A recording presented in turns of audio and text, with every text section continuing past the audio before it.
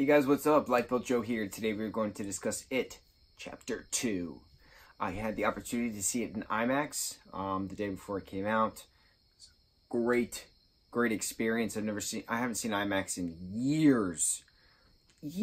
I honestly cannot tell you the last IMAX film I saw. Possibly a Disney movie? Maybe. I'm assuming it's a Disney movie. So, the Regal I went to gave out these awesome It collector's cards, which are pretty neat because they normally give them out a lot, especially if they have extra, because it's always 1,000 that they give out. I have number 64 of 1,000. I have one for Thor Ragnarok, even though I didn't see it in IMAX. They still were handing them out. I was like, oh, this is awesome, and I've used that as a bookmark. You gotta find it. I don't remember where it went, but this is pretty neat. Unlimited thing on the back. Nice little collector's ticket. This movie is 2 hours and 45 minutes long. This movie did not need to be 2 hours and 45 minutes long. This movie could have cut out a half hour and had the same runtime as the first one, back 2 years ago, and be 2 hours and 15 minutes and 2 hours and 15 minutes, and it would have worked great. There were some scenes in this film that were very slow, but the last 20 minutes of this film, man, I'm so impressed with how it was concluded. It was a true conclusion of this, I want to say film series, even though it's only 2 films, but it's a masterpiece. It's all the cast is back, all the producers are back, all of the everyone involved. The gang's back together again. All the actors are reprising their roles. All the kids are back, but then there's the adult versions of the kids. Andy Muschietti is the same director. Barbara, his sister, is same producer. Bill Skarsgård is Pennywise. There was not that much Pennywise in this film, to be honest. There was way more Pennywise in It Chapter 1. And It Chapter 2 it focused more on the adults reliving the past, trying to remember the past. You know, they're back in Derry after, Stanley kills himself. What are their little tokens to perform a ritual to get Pennywise to show his true form, something to that extent. So the grown-up losers come back together after Henry Bowers, played by the awesome Nick Hamilton, one of my favorite actors. Nick is fantastic, and Lito Leaf, man, he and Jack D. Glazer, they're all just so great with what they do. It's mesmerizing watching them on screen. So in this movie, you have Pennywise back. It's been 27 years. He's back in Derry. He needs to, feed off the fear of children again. There's this one little skater dude who is one of the main kids that Pennywise is trying to get to. And I liked his character. You see him in 3 different scenes. It's pretty neat throwing him in there. There's a lot going on in my mind right now.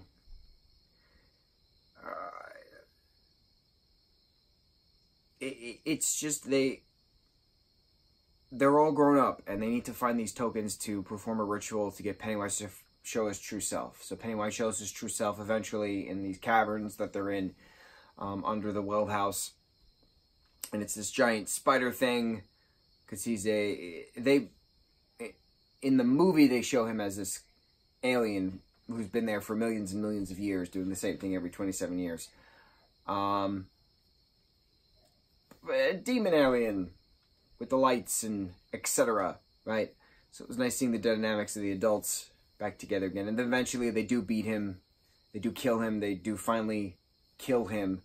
They literally squish his heart and he's gone. And then they get to have an epilogue. So it was nice seeing an epilogue of the 5 that are left out of the 7.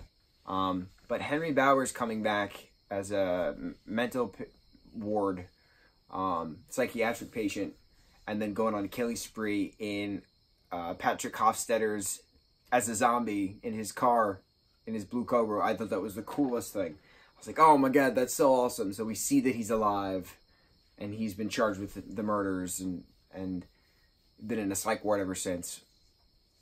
I loved the twist of Bill Hader as Richie Tozier, who is the older version of Finn Wolfhard, that he has been repressing his homosexuality all these years.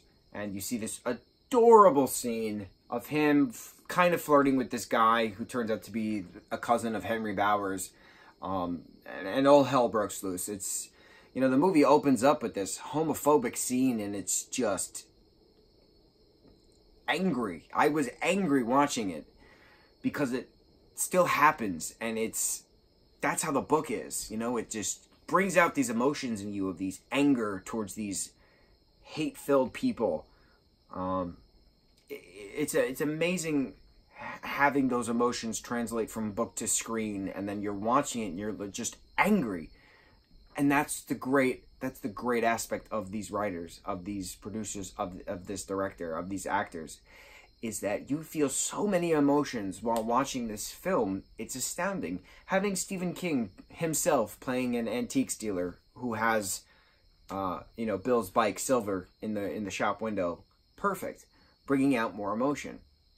And the last 20 minutes of this film wrapping up, Richie saying goodbye to Eddie in the caverns and carving R&E in the, you know, the kissing rail or whatever, lovers something. I forget what Henry says when they carve the H into Ben's stomach. You feel it when he's breaking down in the quarry and they're all hugging each other again. You feel it. You know, it's. I think I'm so upset right now because it's such a beautiful ending. That it's an ending. Like, I don't know. All these different emotions are weaving through me, and it's sadness, it's joy, it's contemplation. I don't know. I mean, sometimes we're supposed to be sad, and I think that that's what's beautiful about this film, is that it's giving me these emotions, and I'm trying to process why the hell I'm feeling all these things all at the same time. Why are different friend memories coming into effect? And that's because all of these friend memories were coming into effect, you know, in the film. And I'm having very specific memories with very specific friends that I don't get to see anymore, whether it's their doing or my doing, or we just drifted apart and nothing actually happened, or we actually had a fight and that's why we don't talk anymore, or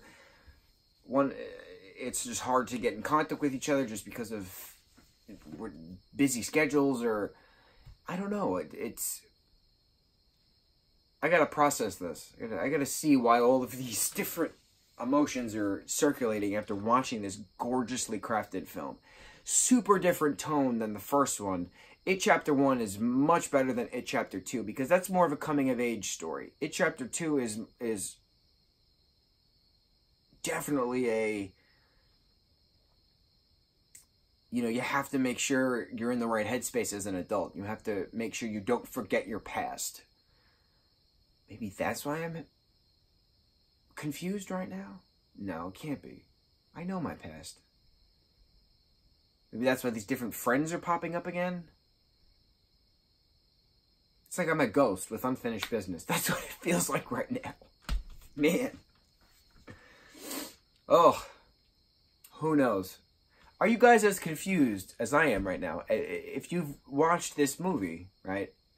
Are you as elated and devastated at the same time as I am? Is that what this... It's just a confusion.